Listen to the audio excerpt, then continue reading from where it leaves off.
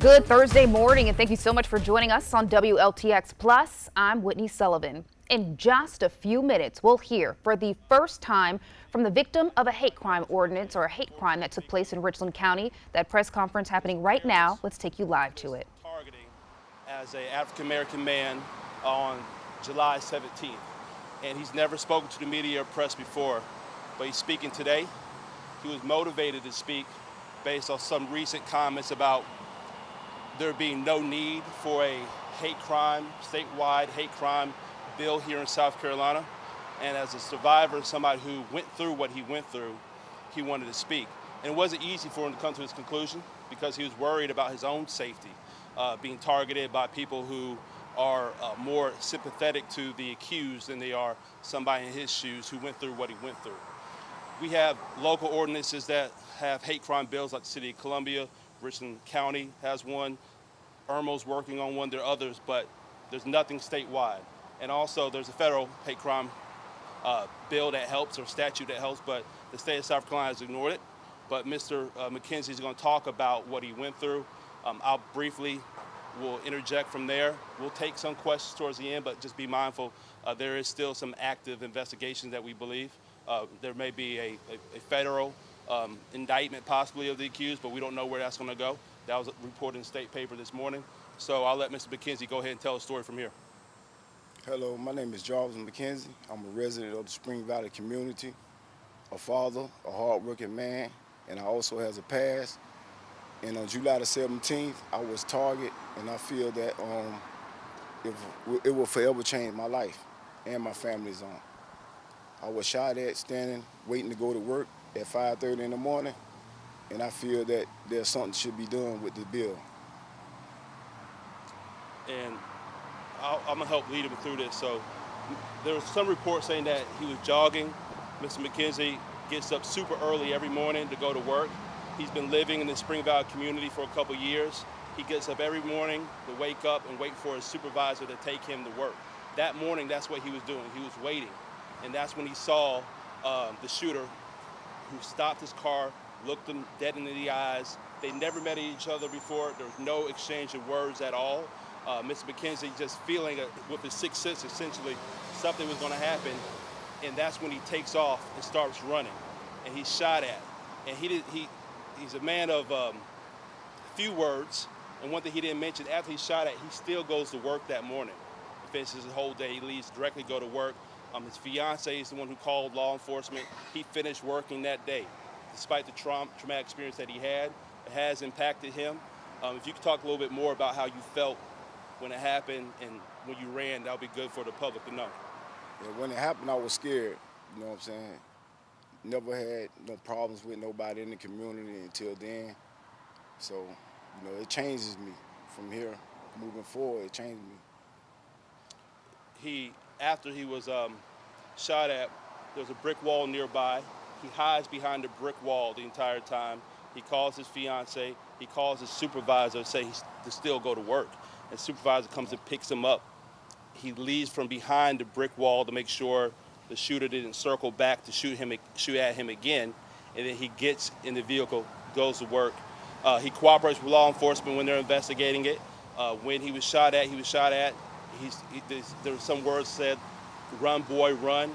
From what we know, the accused, when he was interrogated by law enforcement, he said that he was shot at Mr. McKenzie because of his race, him being a black man. And today he's standing up talking, like he said, motivated by where we are in our climate with no statewide hate crime ordinance. And I think it's really courageous for him to do so with the climate and what can happen from here. And so those who are watching, just we would appreciate any support from Mr. McKenzie standing up. He's going to take some questions. We're going to talk today, but this wasn't easy for him to come to, for him or his family, who's also worried about their safety now. We'll take some questions briefly, and we'll comment where we can. What do you do for a living? I work for the City of Columbia. What exactly do you do for us? Anything in particular? Or? Sewer, wastewater. And how long have you worked there? 2 years. And have you lived in that neighborhood for a while? 2 years, sir. Okay. And it's kind of I think Spring Valley, so it's kind of near where that spot where you sit, because it's easy for the supervisor to come by Yes, sir. Because it's right by Two Notch, if I remember right. It's really easy to pick you up. Yes, sir. Actually, I've been standing there for a whole year waiting on my ride to come. So for a whole year. So this is okay. And I mean, just tell me. I mean, like, do you feel like betrayed in a way? I mean, it had to be like a total shock because, like you say, you just stand there doing your thing and waiting for your dogs. Yes, sir. I really do. And it really affected my family with moving around the residence of my neighborhood. How did it affect them? They're scared. Scared to, is that your stepdaughter? Yes, sir. His stepdaughter who lives there, they heard the shot happen. So they were wondering what that loud noise was. And she typically would go walking in the morning. She's scared, thinking that she's going to be targeted because of her race. It's something that he was just going to work in the morning. And one thing he mentioned is it's not like he woke up on July 17th and said, I want to be a civil rights activist and come speak out about what happened. He was just trying to go to work. And unfortunately, there was more conversation from there and comments saying there's no need for a state hate crime ordinance really kind of fired him up. In South Carolina, we treat dogs, if a law enforcement dog is killed, that is different than if a regular civilian dog was killed. So dogs are afforded more protections than human beings who are trying to get up, go to work, and provide for the family. And that's really what motivated him to speak today. How has this changed with you and your family's morning routine? An everyday routine? It's like, it's hard, you know what I'm saying? Like getting up, going out there, doing the same thing I've been doing. And it's also hard for them, like, we got the same routine. Going to school, going to work in the morning, worrying if somebody gonna be outside your house, So it really changed it a whole lot since then. What are you doing different? Waiting for the sun to come up, things of that matter, looking out the door, checking around the house and stuff like that, making sure ain't nobody out there, because I don't know who is who now. And how have you been feeling since the incident? Strange, feel like somebody watching me or something, that I'm being followed, it spooked me up, really. And have you ever experienced anything like this before? Not like that. And when you found out it was because of your race, do you want to talk about how that makes you feel today? And when you first initially found out he targeted you because of that, what your thoughts were? It was heartbroken, honestly, you know what I'm saying? Because that still goes on. And then in my community, I wouldn't even be expecting for that type of stuff to be still around. Just piggybacking off of her question about, your great work to come out today and speak about and kind of advocate for a push for a statewide hate crime ordinance. What are some of your maybe opinions or things that you want to say to lawmakers who still have to I can't barely hear you. I was saying, just piggybacking off of her question about your friend who to speak out. What are some things that you still want to say to the state lawmakers who still haven't made that push for the statewide ordinance? I think they should really push it so nobody else's family will be heartbroken or hurt or the situation of their skin color. So I really think it should be pushed. And I would say add to that, people are emboldened by the lack of a state hate crime ordinance or bill, because it's a subliminal message that says if you're racist and you want to commit a crime against somebody, targeting them for their race, gender, ethnicity, sexual orientation, whatever it is, you could do it here. And unfortunately, Richland County has this ordinance because oftentimes there'll be crimes that happen, there'll be racial slurs that are used when in furtherance of the crime, and they've been typically have been categorized as an assault or something like that, versus there being a hate crime ordinance to prosecute under. And so those are things that now, with a hate crime bill being there, at least locally, that could be explored and we could deter it from happening more. But without a statewide one, there's no felony. This is a misdemeanor. You get a misdemeanor for littering. You get a misdemeanor from, turning right on red when you shouldn't turn right on red. But a hate crime statewide felony bill would mean something.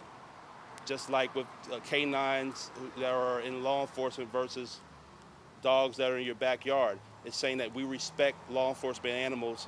We need to show the same respect and dignity of those who are being targeted because they are a minority in whatever reason they are. But more questions, I'm sorry for ranting. on with that. All right, have you got any indication of what's going on? Maybe shooting. Yeah. You got no I have heard that they are looking into it. So my assumption is that they're considering possibly bringing some charges. And there was an article in the state paper today. I'm not sure if the U.S. Attorney's Office or anybody else has commented on it. But from chatter that I've heard from different sources, I think they're looking at it, at bringing one.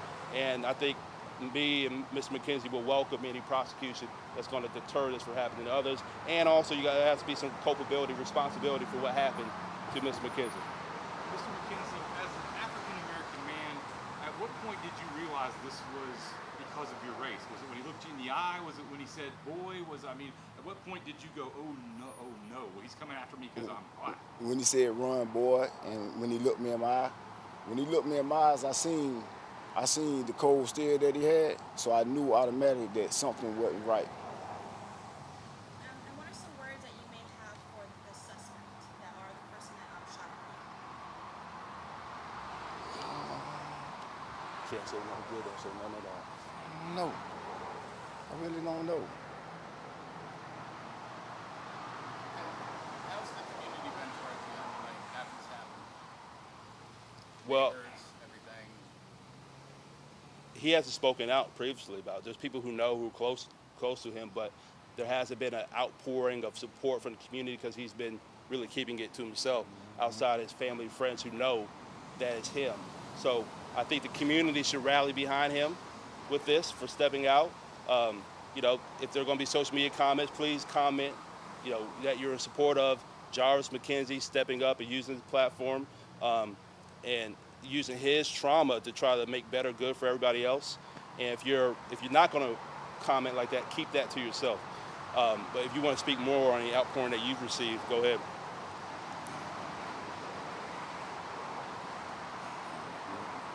I kind of meant like neighbors, community, subdivision that you live in. There been any changes there? No. Have you seen the video that the sheriff's office put out where, from the security camera, where he's in the car and he shoots at you? I just seen the one on the news. How'd you feel when you watched that? It had to be like It's heartbreaking. To know that I get up every morning, I stand there, not knowing if he had seen me before, you know what I'm saying? Standing there for the whole year, it's like, it's heartbreaking. And since the passing of the ordinance for Richland County, unfortunately, you were the first one to be under this crime ordinance. So Mhm. what does that kind of move you? How does that kind of make you feel that you're the first one since it has passed? I mean, I didn't ask for it. It's just, something that happened. I was just put there, it just happened to me. So I really can't say how I feel about that. Any other questions? Well, we appreciate y'all coming out to hear from Jarvis.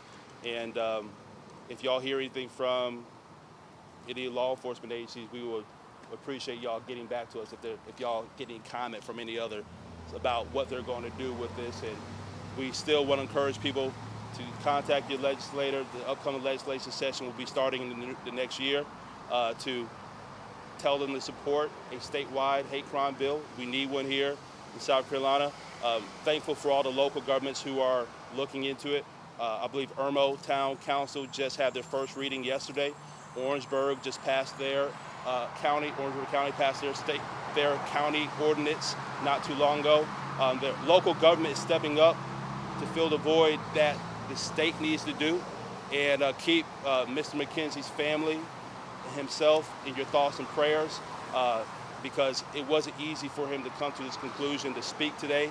And I'm thankful that he did this too. And just stay tuned to hear more as things develop. You can add up to 30 days to the sentencing. That's just not enough. Clearly ain't enough. I mean, it's a misdemeanor.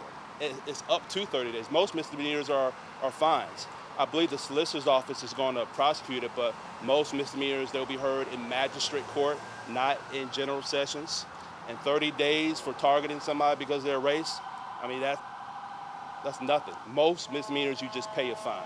So what are we saying here? That you could target somebody, whether it's brandishing a firearm, whether it's road rage, different things, just because you disagree with their race, their sexual orientation, their gender, their religious affiliation. What are we saying? And I don't really think that the people of South Carolina are like that. For some reason, the legislators just buying into some age-old belief that they just need to have South Carolina be one of the only 2 states in the country without a statewide hate bill. That doesn't speak for who we are as South Carolinians. So 30 days is nothing, and ignoring it is worse. Do we want to stand out because of that, or we want to stand out for our great people, our beautiful cities, our beaches, our landscape? Those are things we should stand out for, not being a draconian state without a statewide hate crime bill. And since this is an active push to raise awareness for it, what would you want to see done, especially since you all work together, done once it does potentially pass the state? A lot of change in the community, a lot of change amongst everybody in the community, basically.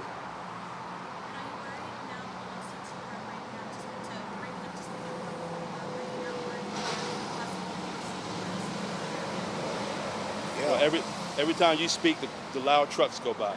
So I think you were asking, is he worried about the safety for his family? Now that he's spoken out in great Yeah. Yeah, of course. 'Cause are you working probably with police to maybe have some safety talks or it's kind of the issues that you're worried about? Well, unfortunately, we live in a racist world, all right, where there are still some people who just have vitriol in their heart. That's not the majority of people, but there's a radical super minority who could feel like they should target Jarvis for using his voice. So he will be protected by supporters of his. So I would encourage people not to come around him to try to do anything violent. But he's focused on living his life, going to work. And if anybody try to come through him, they got to get through me, and I'm not going to go down easy. Thank you, y'all. Well, for the first time, once again, we have heard from the victim of a hate crime that took place in Richland County last month. He's identified himself as Jarvis McKenzie. Now, let me give you a little background on what happened. Sheriff Lott says on July 17th, a man named Jonathan Feckle fired a rifle while shouting a racial slur at McKenzie. This happening in the Spring Valley subdivision, specifically on Brookspring Road. And you can see right there the actual surveillance video from the moment that happens. I mean, you take a close look, you can see the smoke from when the gun goes off. You can see him take the gun from the passenger side and put it out the driver's side and shoot off that gun. Now, Feckle is the first person charged under Richland County's new hate crime ordinance. And again, deputies saying this attack was completely unprovoked. Feckle even admitting to making racially motivated statements during the encounter. In fact, we were able to hear from the victim's attorney, Councilman Tyler Bailey, who says that the suspect here, Feckle, said, "Run, boy, run." McKenzie says when he heard that and he looked into the suspect's eyes, he knew that something wasn't right. Now, one of the reasons that they have decided to speak out, because again, this is the first time we are hearing from the victim, is because of some of the community response that they have received, with people responding to this story and saying, you know what, there's really no need for a statewide hate crime bill. And so Jarvis McKenzie has said, look, I want to speak out and use my voice to enact change. I want people to hear my story from my mouth so that way we can push statewide lawmakers to get a hate crime bill. Now, one of the things that we've been talking about over the last couple of months, really the last couple of years, is the fact that South Carolina, one of 2 states in the entire nation that does not have hate crime legislation. One of the big pushes for hate crime legislation happened about 10 years ago. Many of you will remember the Mother Emanuel Church shooting that happened in 2015. After that shooting, there was a big push on both sides of the aisle for there to be a statewide hate crime law. They were going to name it after one of the victims, Senator Clemente Pinckney. However, every single time they have tried to push that hate crime bill forward on the state level, it has never been able to make it to the governor's desk for a signature. And so what we have been seeing over the past couple of months, over the past year, is a lot of counties and local municipalities working to put in their own hate crime law, because they say if the state's not going to do it, then this is what we are going to do to protect our citizens from any type of violence or any type of situation where they are being targeted for their race or their religion or their sexuality. Now, one of the points that Councilman Bailey made is he said that dogs, canine officers, and dogs are afforded more protections than human beings under the current law. And what he is saying is that right now, a hate crime across the state is considered a misdemeanor. He basically explained it's the same thing as if you get a traffic violation. A hate crime and a traffic violation, he says, they're not on the same level, and he wants the state to respond in a way that makes it clear that this is not tolerated in South Carolina. In fact, I want to go over something that he said. Councilman Bailey said that some people are, quote, emboldened by the lack of a state hate crime.